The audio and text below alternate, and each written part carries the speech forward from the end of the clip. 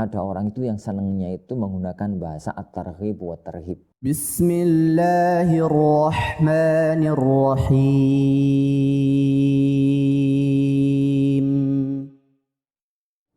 Jikalau ayah dan kakak saya marah kalau diingatkan sholat dan dilarang maksiat, apakah saya harus berhenti mengingatkan agar tidak terjadi lagi perdebatan? Semoga Allah Subhanahu wa taala merahmati antum. Dan semoga Allah Subhanahu wa taala memperbanyak orang-orang semacam antum yang punya ghirah yang kuat terhadap keluarganya untuk berada di atas syariat. Jadi memang kewajiban kita sebagai keluarga dan bagian dari keluarga itu amar ma'ruf nahi mungkar. Dan amar ma'ruf nahi mungkar yang paling baik adalah, yang paling utama adalah kepada keluarganya sendiri. Qu anfusakum wa ahlikum nara. Jagalah diri kalian dan keluarga kalian dari api neraka. Itu kalau kita katakan keluarga itu dengan arti luas gitu ya. Tapi pasti masuk dalam firman Allah Subhanahu wa taala, wa anzir ashiratakal aqrabin. Berilah peringatan kepada keluarga dekatmu. Dan kita itu punya kewajiban. Yang punya kewajiban untuk berbuat baik kepada ayah kita, kepada kakak kita. Dan berbuat baik yang paling baik kepada keluarga kita adalah menyelamatkan akhirat mereka. Makanya semoga Allah Subhanahu wa taala memperbanyak orang-orang semacam antum yang punya ghirah yang kuat di dalam berbuat baik kepada keluarganya untuk menyelamatkan akhirat mereka. Lah, tapi harus difahami, keinginan yang sama, tujuan yang sama itu harus dibarengi dengan cara yang baik. Dengan cara yang baik. Seni bermuamalah, seni berkomunikasi itu terkadang sangat berpengaruh dalam kita itu bersikap, dalam tatkala omongan kita diterima apa tidak. Sama maknanya, beda caranya, beda bahasanya, itu beda hasilnya. Gambarannya begini. Tatkala Abu Dzar melihat bahwasanya sebagian sahabat itu ada yang dimintai oleh Rasulullah untuk melakukan pekerjaan ini, melakukan pekerjaan itu, yang itu bernuansa pahala, kayak untuk memimpin pasukan perang, ada yang untuk mengambil barang zakat, ada yang untuk ini, ada yang untuk itu nuansanya nuansa pahala. Abu Dzar itu pengen itu untuk diamanati sesuatu agar dia mendapatkan pahalanya, bukan untuk tenar-tenaran, bukan untuk apa-apaan, agar mendapatkan pahalanya. Lalu dia datang menghadap sama Rasulullah sallallahu alaihi wasallam. Beliau mengatakan, "Ya Rasulullah, ana tasta'miluni."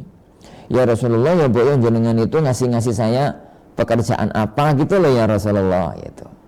Jadi Rasulullah sangat paham Abu Dzar itu tipikal orangnya itu alim, benar-benar ahli ibadah, sangat zuhud, sangat tidak perhatian dengan dunia. Tapi beliau punya tipikal kurang bisa mimpin orang, kurang bisa ngurusi orang. Kan ono toh orang itu yang pinter, tapi kongkon mimpin nyini kahak karu-karuan. Jadi anak buah itu gregetan di sini. Ini. Tapi tidak semua orang yang nggak terlalu pinter itu tidak semimpin. Kadang-kadang itu malah geruk guyup, kadang-kadang malah apa, padahal secara IQ mungkin ya nggak pinter-pinter banget gitu. Lah itu memang mauhibah yang Allah Subhanahu wa taala berikan kepada orang-orang tentu, dan tidak ada satupun manusia itu sempurna di muka bumi. Ada yang Allah kasih ini, tidak Allah kasih itu, ada yang Allah kasih itu, tidak Allah kasih ini. Abu Dzar itu tidak Allah berikan kemampuan untuk mampu mengendalikan orang. Kalau bahasa gampangannya zaman sekarang itu tidak memiliki kemampuan leadership yang bagus. Lah Rasulullah sangat paham itu. Beliau itu nggak mungkin kemudian ngasih amanat sesuatu kepada Abu Dzar. Tapi nih ngomong ini terus beliau langsung terus terang ngomong, itu kan melarang hati, nyakitkan hati. Seandainya tatkala itu Rasulullah mengatakan Abu Dzar nggak usah, atau Abu Dzar sampai itu gak bisa mimpin, itu kan lara hati, itu kan sakit hati. Makanya Rasulullah SAW jadi tatkala bermuamalah, bagaimana agar keinginan itu tersampaikan,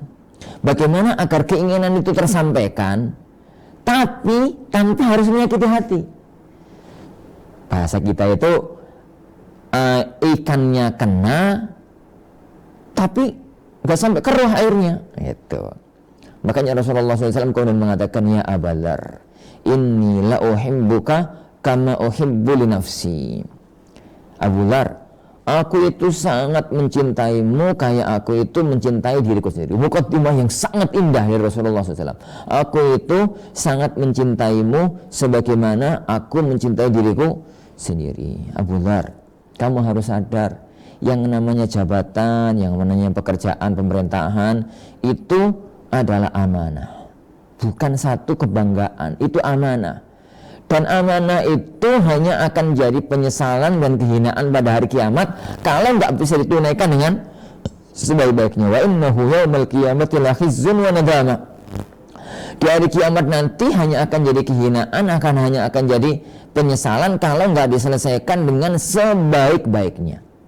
Wahai Abu Dzar, kemudian mengatakan Abu Dzar, innaka la dhaif, sampean itu wonge lemah, nggak mampu untuk melakukan ini.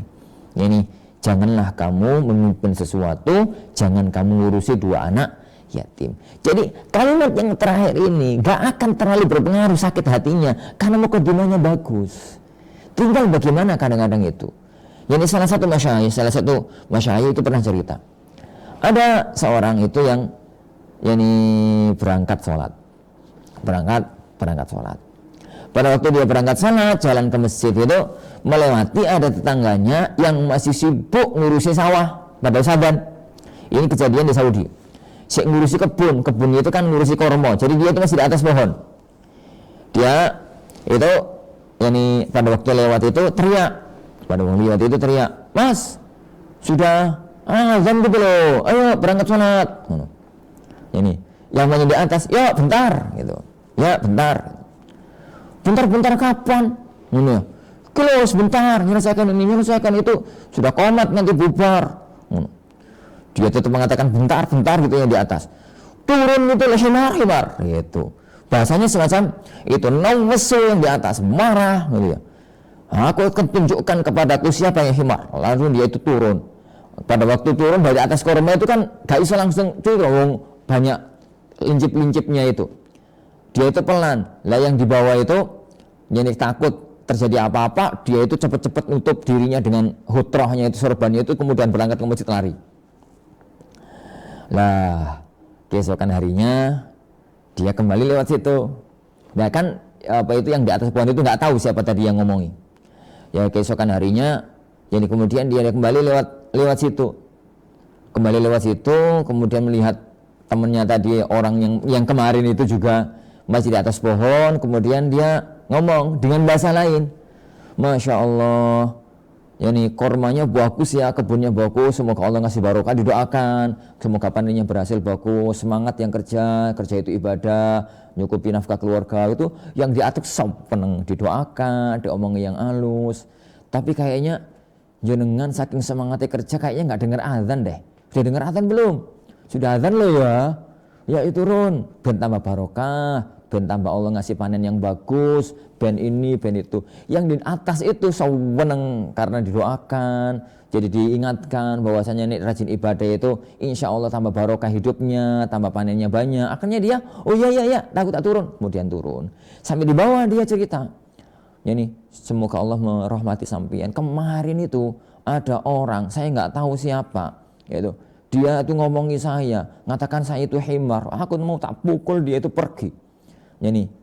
Yang ngomong itu senyum aja, padahal yang ngomong kemarin ya dia sendiri. Gitu. Kenapa beda hasilnya? Sama-sama ngajak sholat, bedanya lafadz, cara itu. Maka lanjutkan mengingatkan kakak, melanjutkan mengingatkan orang tua. Ingat tapian, cari posisi yang pas, cari nuansa yang pas. Kemudian bahasanya, caranya yang sebaik mungkin. Ada orang itu yang nggak mau ada bahasa ajakan. Ada orang itu yang senangnya itu menggunakan bahasa at-targhib wa tarhib. Yang bagaimana sebutkan keutamaannya, bagaimana disebutkan bahayanya gitu. Ada orang itu yang maunya itu to the point. Yo enggak. Ada orang itu yang ngajaknya itu maunya itu diajak dengan bahasa guyonan. Ada orang itu Macam-macam orang itu, dan itu sangat tergantung pada antum. Jadi karena antum lebih tahu tipikal orang tua semacam apa, antum lebih tahu tipikal kakak semacam apa. Wallahu a'lam bishawab.